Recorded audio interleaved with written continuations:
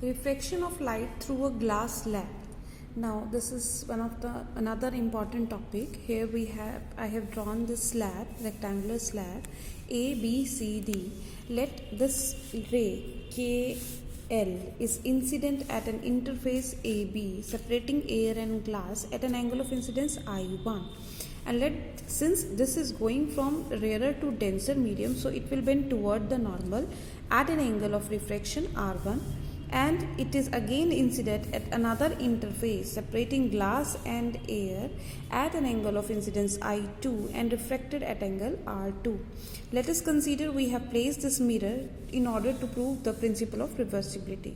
And Mn dash is the lateral displacement of a ray after refraction, because in this case if there is no interface separating these two media, the ray should have gone like this. But since the medium has been changed, so it has been displaced. So by how much angle it has been displaced? By angle delta. And by how much distance it has been displaced is Mn dash. We will calculate the value of Mn dash also. So firstly, let us prove about the principle of reversibility. Now in going from rarer to denser medium, since the light is bending toward the normal, now applying the Snell's law at L point.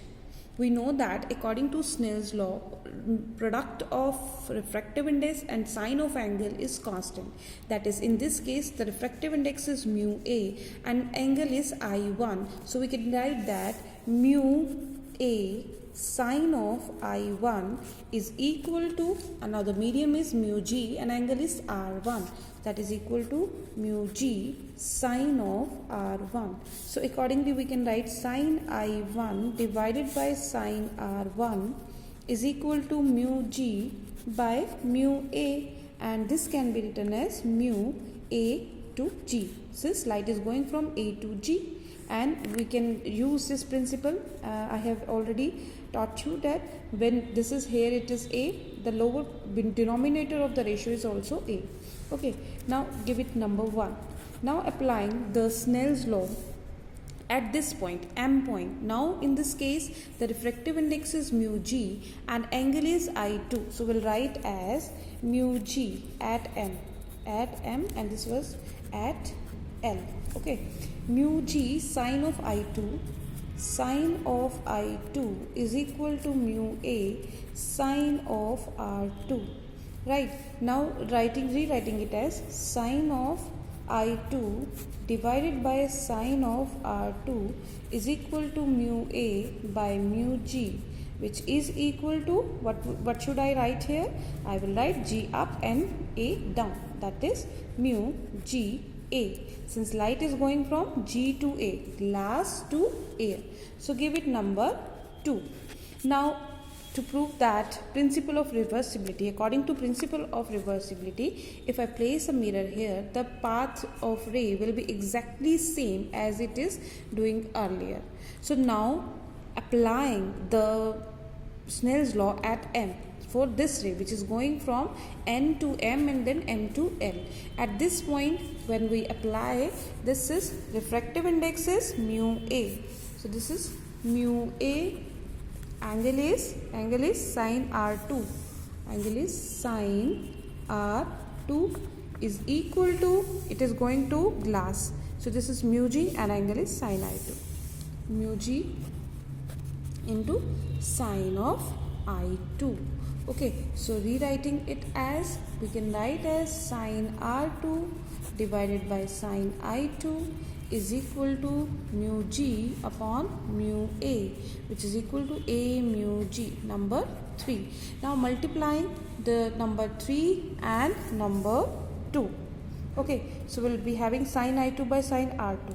We'll multiply this left hand side. This is sine I2 upon sine R2 into sine of R2 upon sine of I2, which is equal to, here it is mu G, mu A upon mu G. This is mu A upon mu G into, this is mu G upon mu A, which is equal to 1.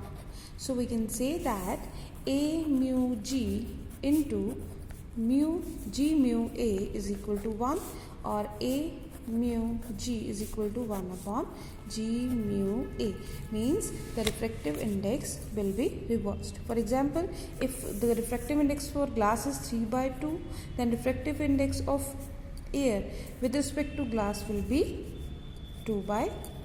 That will be reversed. Now let us find out the expression for lateral displacement for this rectangular slab. Now to derive the expression for lateral displacement, we have drawn this perpendicular n dash over the displaced light. Okay, so over the light, actual that path should be followed if there is no glass slab.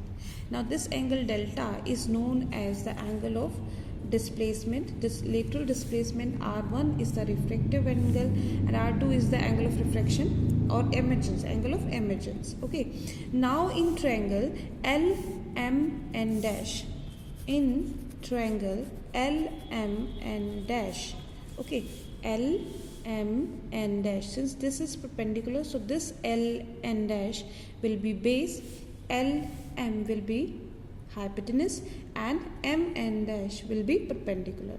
So we can write that sine of delta is perpendicular upon hypotenuse. Perpendicular is MN dash upon hypotenuse is LM. So in that case we can write MN dash. We need to find out MN dash. So MN dash is equal to LM sine of delta. Okay, so we give it number 1. Now we need to find out this LM. So in triangle L dash M, in triangle L dash M. Okay, now this angle is R1. So this L dash is base and L dash M is perpendicular and LM is hypotenuse. So we need to find out LM. So we know that L dash is the thickness of the slab. So we can write this base upon hypotenuse is equal to cos of R1. Okay, so in that case we can have LM is equal to LL dash by cos of R1. Now LL dash is the thickness of the slab, so we represent it by T upon cos of R1. So putting this value of LM in the equation 1, this will be MN dash is equal to T upon cos of R1 into sine of delta. Now delta can be written as, what is delta here? Delta is this angle.